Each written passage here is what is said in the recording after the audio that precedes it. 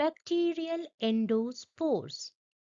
Bacteria, when it faces very harsh condition, जैसे pH extreme, मतलब high अल्कलाइनिटी या high acidity, या टेम्परेचर एक्सट्रीम, जैसे बहुत ही हाई टेम्परेचर या बहुत ही लो टेम्परेचर, या डेसिकेशन मतलब मॉइस्चर जब कम है, या न्यूट्रिशनल डेफिशिएंसी, जैसे फॉर एग्जांपल नाइट्रोजन या कार्बन की सोर्सेस में इसको डेफिशिएंसी हो रही है, तो in that limiting condition, some species of bacteria, they are able to survive this hardship by going into a special hibernation mode, that is the endospores.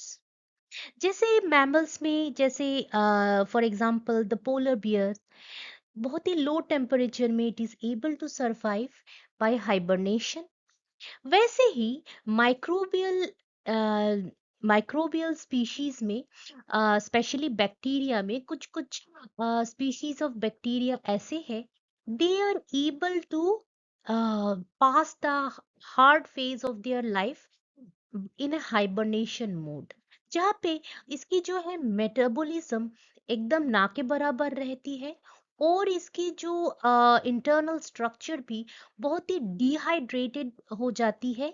ये खुद भी जो एंडोस्पोर फॉर्म होता है, ये बहुत ही रिफ्रैक्टाइल स्ट्रक्चर होती है और बहुत ही रेजिस्टेंट होती है। When I'm talking about resistance, then it means resistance from radiation like UV, resistance to chemicals, harsh chemicals, मतलब ये both alkaline acidic condition या डिफरेंट केमिकल्स जैसे डिटर्जेंट्स, इससे भी इसको कोई इफेक्ट नहीं होता। High temperature, say for example 100 degree C for even 3 to 4 hours, dry heat, yeah, even wet heat does not affect the bacteria, it does not kill the bacteria, क्योंकि ये तब स्पोर फॉर्म में रहता है। तो spore, this endospores, they are very resistant to temperature extremes, to nutritional extremes, to other physical extremes, as well as chemical disinfectants. So this type of endospore, ये तो bacteria की सर्वाइवल कैपेसिटी को बढ़ा देता है, लेकिन हमारे लिए क्या इसकी इम्पोर्टेंस क्यों है? क्योंकि अगर हम देखें, जैसे कोई एक हॉस्पिटल क्लिनिकल सेटिंग में अगर देखें, तो if we are getting a surgery, so जो सर्जरिकल इक्विपमेंट है, उसके ऊपर अगर ऐसे बैक्टीरिया की स्पोर रह जाती है, then we will get infected. या हमारा कोई डायग्नोसिस हो रहा है, कोई प्रोब हम में जा रहा है, तो if that the head of the probe contains some spores of these bacteria, then we are also going to get affected.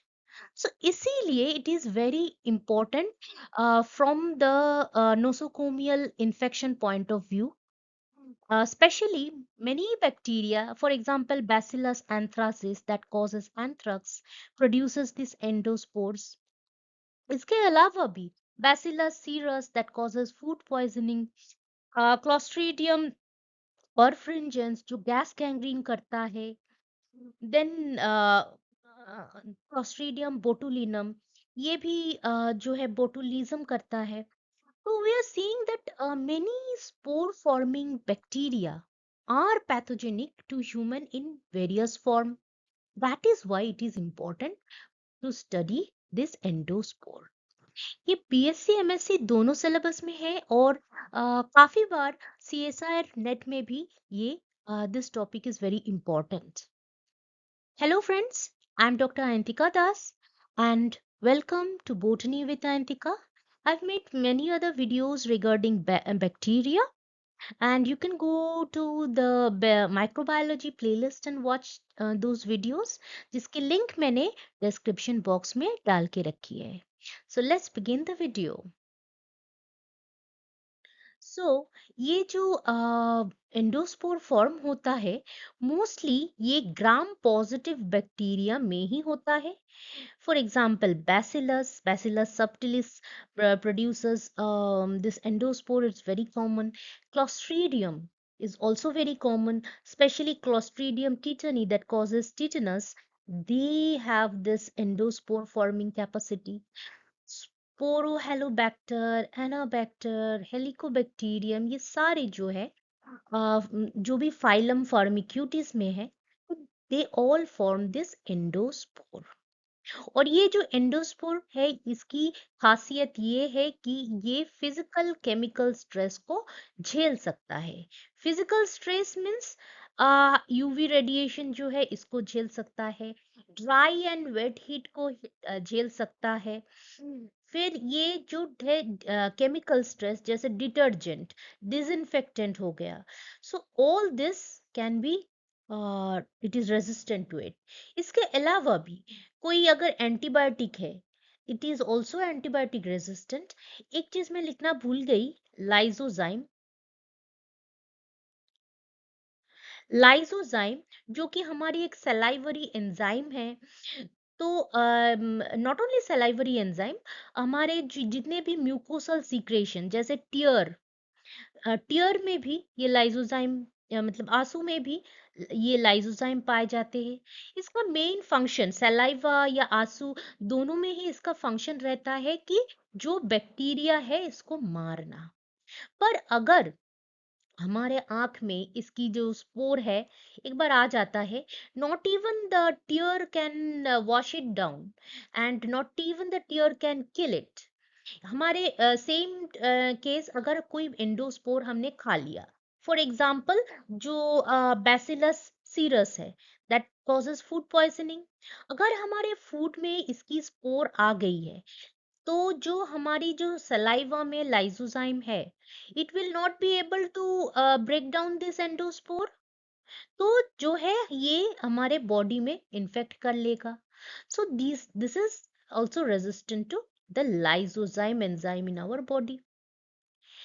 और ये जो है, ये फॉर्म कैसे होता है, तो इसकी जो स्पोरुलेशन है, ये स्टार्ट होता है, it is triggered by physical chemical cues.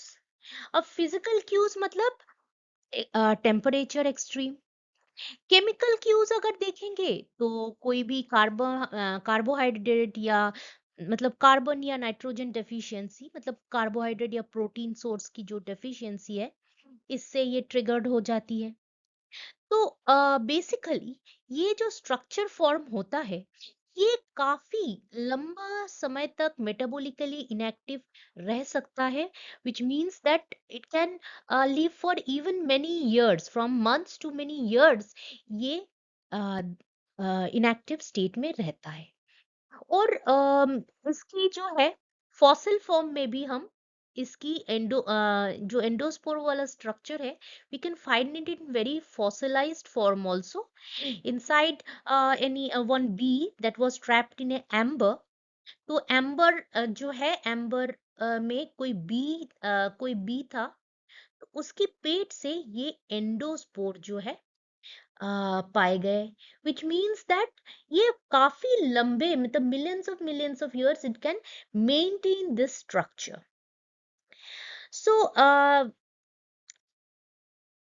Brief history देख लेते हैं. जो फर्डिनेंड कॉन थे, इन्होंने जो है उबलते हुए पानी में चीज जो है इसको रखा बहुत टाइम से, लेकिन फिर भी इसमें बैक्टीरियल कंटेमिनेशन हुए.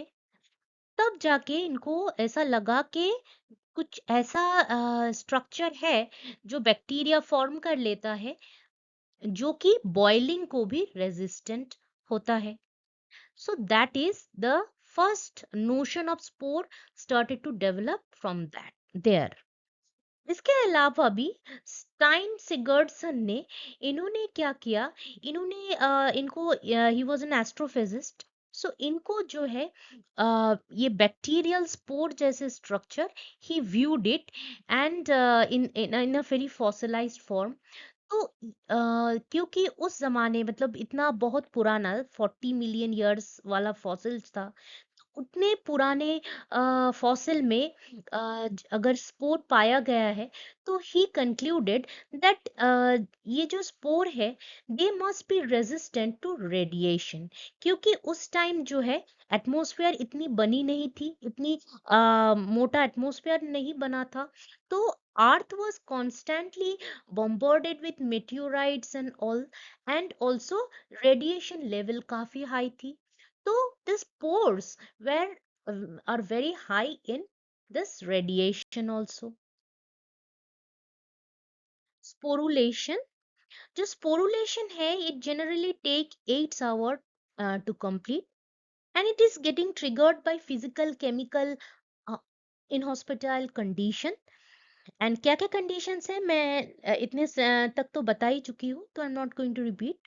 तो जैसे ही फिजिकल केमिकल स्ट्रेस हुआ है, तो जो बैक्टीरियल जो डीएनए है दैट गेट्स रेप्लिकेटेड और डिवाइड होने लगता है दोनों पार्ट में। जैसे ही बैक्टीरियल से न्यूक्लियस दो पोल में आ गए, तो एक सेप्टम फॉर्मेशन होने लगा, not in the centre of the cell but a side of the cell towards one pole. और ये जो छोटा सेल बना that is called the prespore, और बड़ा सेल जो बना इसको बोलते हैं हम मदर सेल। धीरे धीरे जो प्रीस्पोर है it start forming its own membrane, जिसको इनर मेम्ब्रेन कहते हैं। और जो है मदर सेल की जो है डीएनए जो ये डिसइंटीग्रेट कर जाता है। फिर जो है मदर सेल में ये प्री स्पोर इनगल्फ्ड हो जाता है। एंड आफ्टर दैट ये जो इनर इसकी जो इनर मेम्ब्रेन है, इसके ऊपर एक कोर्टेक्स का लेयर बनने लगता है।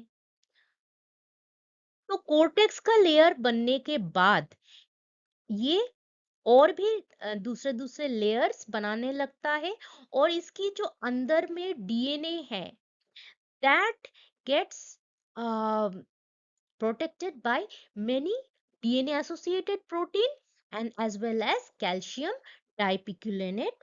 जो कैल्शियम डाइपिकोलिनेट है that protects the DNA from various type of say for example desiccation से, UV radiation से। और इसकी जो है जो प्रोटोप्लाज्म है ये काफी डिहाइड्रेटेड हो जाता है। इसकी जो प्रोटोप्लाज्म है ये वाली पोर्शन ये डिहाइड्रेटेड हो जाता है। और जैसे ही ये डिहाइड्रेटेड हो जाता है और इसकी जो कोर्टेक्स वाले कोर्टेक्स के बाहर वाले जितने भी लेयर्स बन जाते हैं, तो it becomes also resistant to various type of radiations, resistant to heat and temperature extremes, chemical extremes.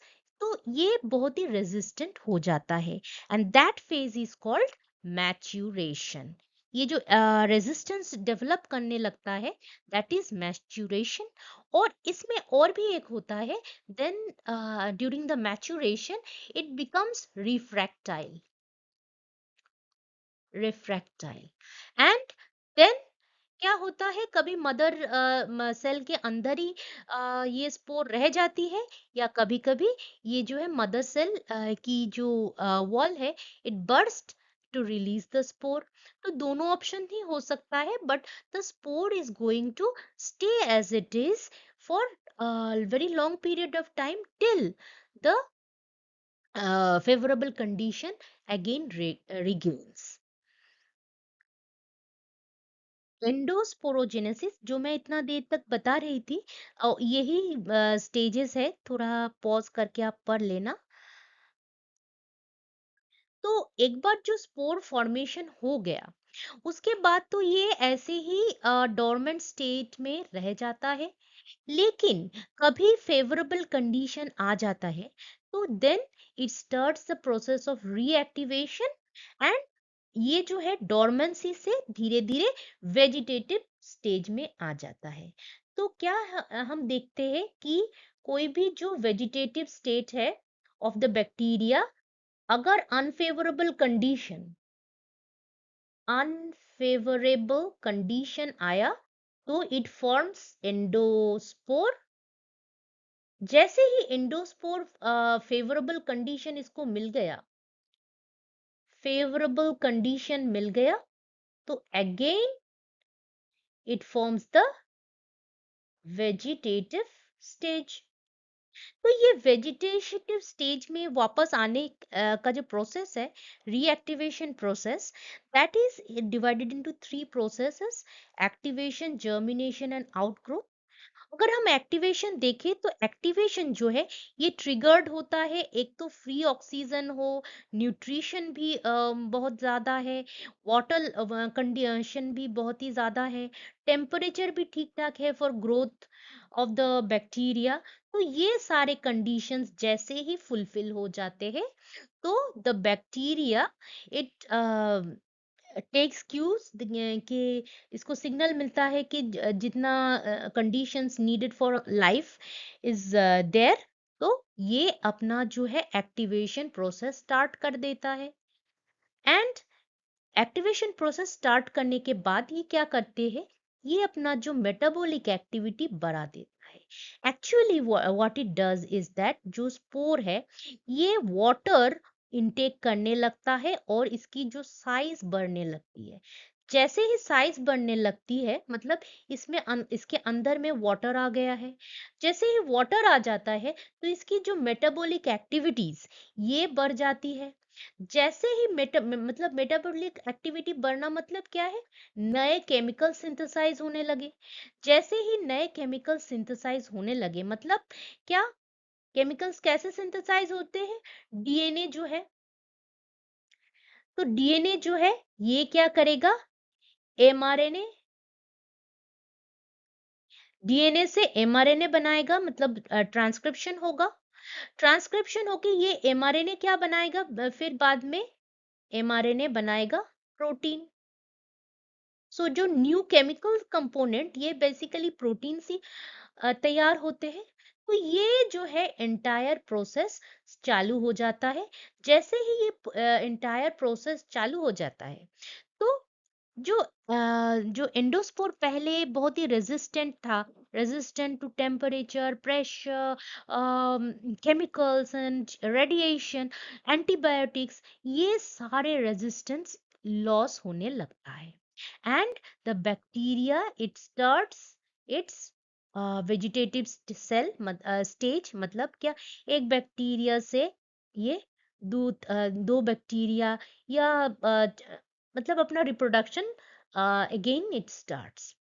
जो एंडोस्पोर फॉर्मेशन होता है, endosporogenesis, that is only for tiding over very harsh condition, that is not a reproductive state but it is a special dormancy phase. सो जो bacterial endospore है इसकी जो एकदम अंदर में इनर पोर्शन जो जिसको हम कोर बोलते हैं, तो इसमें हम देख रहे हैं कि बैक्टीरियल डीएनए है। अब जनरली क्या है, बैक्टीरियल डीएनए एक ऐसा कॉइल्ड ऐसा मतलब स्ट्रक्चर रहती है, लेकिन एंडोस्पोर में जो है इससे भी ज्यादा कंडेंसेशन होता है। सो द बैक्टीरियल डीएनए, जो बैक्टीरियल डीएनए है इसके साथ साथ आरएनए भी रहती है और रहती है प्रोटीन्स। ये जो प्रोटीन्स है यही हेल्प करता है बैक्टीरियल डीएनए को कंडेंस करने में। जितना कंडेंसेशन होगा उतना बैक्टीरिया जो है अपना डीएनए को बचा सकता है from UV radiation, for any other chemical physical extremes. तो condensation of the DNA is a very important thing. इसके अलावा भी एक और प्रोटीन है, एसएएसपी। तो ये जो प्रोटीन है that also is very much helpful, क्योंकि ये जो है small acid soluble spore protein जो है ये बैक्टीरिया को हीट से, both dry as well as wet heat से, रेडिएशन, यूवी रेडिएशन से, इस इन दोनों से ये बचाता है। कौन, एसएएसपीस। तो बैक्टीरिया की जो डीएनए है ऐसे बहुत ही ज्यादा कंडेंस्ड हो गई और प्रोटेक्टेड फ्रॉम ऑल एक्सट्रीम्स। इसके अलावा भी बैक्टीरिया में जो डीएनए है ये कैल्शियम डाइपिकोलिनिक डाइपिकोलिनिक एसिड से भी इसको जो है डीएनए को स्टेबलाइज किया जाता है, mostly from oxidizing agent and heat से। सो डाइपिकोलिनिक एसिड से भी हम क्या करते हैं, इसको इसका जो डीएनए है हम एंडोस्पोर के डीएनए को बचा सकते हैं। तो ये जो हो गया डीएनए वाला स्ट्रक्चर। इसके अलावा ये जो प्रोटोप्लास्ट है ये भी काफी डिहाइड्रेटेड कंडीशन में रहती है और इसमें कुछ एंजाइम्स रहते हैं, specially DNA repairing enzymes. So DNA repairing enzymes कहाँ रहते हैं, ये प्रोटोप्लास्ट में।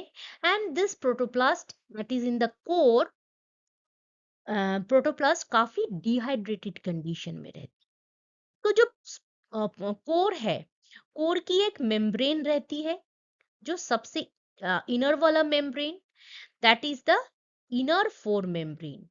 जो फोर स्पोर हमको पता है कि एक फोर स्पोर बनती है, एक मदर सेल है। तो ये जो फोर स्पोर की अपना जो मेम्ब्रेन है that is the inner membrane. तो इनर मेम्ब्रेन के बाद ये है कोर्टेक्स, ये वाला रीजन। और ये कोर्टेक्स जो है ये फॉर्म होता है जो बैक्टीरियल मदर सेल की जो मेम्ब्रेन है जिसको हम आउटर मेम्ब्रेन बोलते हैं। तो ये बैक्टीरियल मदर सेल की मेम्ब्रेन और फोर स्पोर की मेम्ब्रेन के बीचों बीच जो है कोर्टेक्स डिपोजिशन होने लगता था। तो ये कोर्टेक्स लेयर इस दोनों के बीच में है। तो इन सबसे अगर हम इनर से देखेंगे तो ये इनर मेम्ब्रेन सबसे अंदर आता है, then we have this cortex, then we have this outer membrane. Outer membrane के बाद आता है ये basement membrane. Then basement membrane के बाद आता है कोट लेयर। और ये कोट जो लेयर है इसको हम इनर कोट और इनर कोट और आउटर कोट में डिवाइड कर लेते हैं। तो इनर कोट आउटर कोट के बाद रहती है क्रस्ट। क्रस्ट जो है इसको हम एक्सोस्पोरियम भी कहते हैं। तो हम देख रहे हैं कि जितना कोर है उससे ज्यादा बहुत ही एक मोटा सा प्रोटेक्टिव, बहुत ही मल्टी लेयर्ड प्रोटेक्टिव लेयर रहती है एंडोस्पोर में। और ये जो एंडोस्पोर है केमिकली अगर हम देखें तो the core is made up of DNA, RNA, various type of proteins, calcium ion, dipicolinic acid and small acid soluble proteins। तो ये रह गया केमिकल कंपोजिशन ऑफ कोर। इसके बाद जितने भी मेम्ब्रेन्स है, एक ये जर्मिनल सेल वॉल को छोड़ के सारे ही प्रोटीनेशियस इन नेचर। कोई प्योर प्रोटीन की है तो कोई लिपोप्रोटीन या कोई ग्लाइकोप्रोटीन की है। अब देखते हैं type of endospore. So endospore ऐसे इलोंगेटेड भी हो सकता है या ऐसे बल्जिंग भी हो सकता है। तो इसकी पोजीशन की भी हेरफेर होती है। एक तो ये सेंट्रल हो सकती है जैसे पैसिलस सीरस में, या टर्मिनल भी हो सकता है क्लोस्ट्रीडियम टिटनी में। ये है टर्मिनल, ये है सेंट्रल, ये है बल्जिंग। एंडोस्पोर स्टेनिंग, जो एंडोस्पोर है ये एक क्रिप्टोबायोटिक स्टेज में है। मतलब जो है ये ऐसी स्टेज में है जहाँ पे इसकी जो है नॉर्मल मेटाबॉलिज्म हो नहीं रही, इसमें कोई भी मेटाबॉलिज्म नहीं हो रही है। तो नॉर्मल सेल को जो हम स्टेन करते हैं वो वाला स्टेन तो यूज कर ही नहीं सकते। और ऊपर से इसकी जो है बहुत सारे लेयर्स बनी हुई है कोई ऐसा स्टेन चाहिए that will be able to permeate, that will be able to permeate all these extra layers. और ये this is done by two type of stains, एक तो है मोइलर स्टेन, दूसरा है शाइफर फुलटन। जो मोइलर स्टेन है that is this one, Moeller stain. तो इसमें क्या है, ये जो ब्लू ये जो आ, ये वाली रेडिश थोड़ा दिख रहा है, रेडिश या मैरून दिख रहा है, दैट इज द एंडोस्पोर। बाकी जो ब्लू कलर के दिख रहे हैं, these are normal cell that are not forming endospore. अगर शाइफर फुलटोन को देखें तो ये जो ग्रीन कलर की दिख रही है, दीज आर एंडोस्पोर्स। और ये जो रेड कलर की दिख रही है, these are cells that has not formed endospores. अब इसकी हम देखते हैं कि रेजिस्टेंस जो है इसकी तो बहुत, it is resistant to a wide variety of things. तो इसको हम डिस्ट्रॉय कैसे करें, तो हम देखते हैं पहले, ये जो है endospore that is resistant to temperature extreme, that is heat, both dry heat as well as wet heat। Radiation जो है ये यूवी रेडिएशन को टॉलरेट कर लेता है। लाइसोजाइम जो कि एक एंजाइम है that is present in our saliva as well as mucus secretions, तो ये जो है ये हमारे बॉडी के जो बैक्टीरिया किल करने वाला एंजाइम है, इसको भी ये टॉलरेट कर लेता है। पीएच एक्सट्रीम मतलब बहुत ही अल्कलाइन, अल्कलाइन से बहुत ही एसिडिक कंडीशन ये टॉलरेट कर लेता है। इतना जो टॉलरेट कर लेता है, how to kill it, because अगर हम इसको 100 डिग्री सी से 3 घंटा तक बॉयल भी कर ले तो भी ये इसकी जो है डेथ नहीं होगी। तो that was first problem was solved by a process called tyndallization, जहाँ पे क्या करते हैं, पहले थोड़ा सा स्मॉल अमाउंट ऑफ थोड़ा सा हीट दे देते हैं। जैसे ही थोड़ा सा हीट दिया and then it is incubated for a day और टू, तो जो है जो बैक्टीरियल एंडोस्पोर है, ये थोड़ा सा हीट से क्या हो गया, एक्टिव हो गया। जैसे ही एक्टिवेट हो गया, तो ये क्या करता है, from endospore to the vegetative cell ये कन्वर्ट हो गया। जैसे ही वेजिटेटिव सेल में ये कन्वर्ट हो गया, ये it has lost all its resistance to इस wide variety of things. So जैसे ही ये रेजिस्टेंस लूज कर लेता है, then we are going to use heat और any other of these methods, जो जितने भी ये सारे मेथड्स हैं, we are going to use that to kill it. So this process is called tyndallization। पर अभी क्या होता है, we usually use autoclaving technique, जहाँ पे क्या होता है कि 121 डिग्री सी में हाई प्रेशर में 20 से 30 मिनट तक करते हैं autoclaving and the spores are destroyed. इसके अलावा भी अगर हमारे पास ऑटोक्लेव नहीं है, we can do the sterilization by x-ray और गामा रे।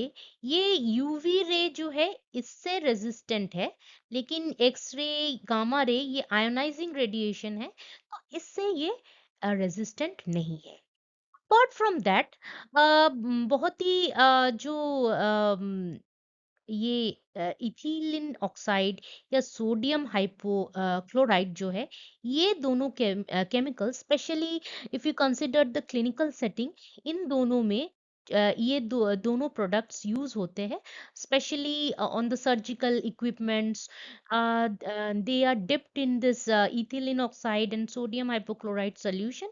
जस्ट 10 मिनट में ही सारे जो है एंडोस्पोर ये अफेक्टेड हो जाता है जनरली। पर ये जो एंडोस्पोर है हमारी जो हाउस होल्ड क्लीनिंग प्रोडक्ट है, इससे टोटली रेजिस्टेंट है। So now you know the how to destroy the endospores. Let's see what is the significance. Endospore का significance क्या है? देखो ये जो है बहुत सारे होस्ट ऑफ डिजीजेस जैसे बैसिलस एंथ्रासिस जो कि एंथ्रैक्स फॉर्म करता है, क्लोस्ट्रीडियम परफ्रिंजेंस जो कि अगर कोई ऊंट में अगर इन्फेक्ट हो जाता है तो गैस गैंग्रीन फॉर्म कर लेता है, क्लोस्ट्रीडियम टिटनी जो कि टिटनस फॉर्म करता है, बैसिलस सीरस जो कि एक फूड पॉइजनिंग के लिए इफेक्ट करता है हमारे जो इंटेस्टाइन को, जो क्लोस्ट्रीडियम बोटुलिनम है दैट कॉजेस बोटुलिज्म। इसके अलावा भी अगर हम नोसोकोमियल सेटिंग में देखेंगे तो जो क्लोस्ट्रीडियम डिफिसाइल है इट कॉजेस डायरिया। तो अगर देखें तो ये जो एंडोस्पोर फॉर्मिंग बैक्टीरिया है तो ये काफी पैथोजेनिक है फॉर ह्यूमन बींग्स, तो इसका तो स्टडी होना ही चाहिए। Apart from that it is also used as a model organism to study cellular differentiation in the microbes, और इसके लिए मॉडल कौन बैक्टीरिया या बैसिलस सबटिलिस को लिया जाता है। अपार्ट फ्रॉम दैट अगर हम मॉलिक्यूलर बायोलॉजी को देखें तो ये जो gene expression transcription sigma factors की जो इफेक्ट मतलब how the processes are going on, तो ये जो प्रोसेस स्टडी करने के लिए भी ये एंडोस्पोर को यूज किया जाता है। अगर हम देखेंगे बायो वेपन के तरह भी इसको यूज किया जाता है। स्पेशली इन 2001 एंथ्रस अटैक किया गया था, मतलब जो मेल सिस्टम में एंथ्रैक्स पाउडर को पोस्टल लेटर्स में डाल के डिफरेंट डिफरेंट जगह पे इसको भेजा गया था। तो we can see that this is also a very potent biological weapon।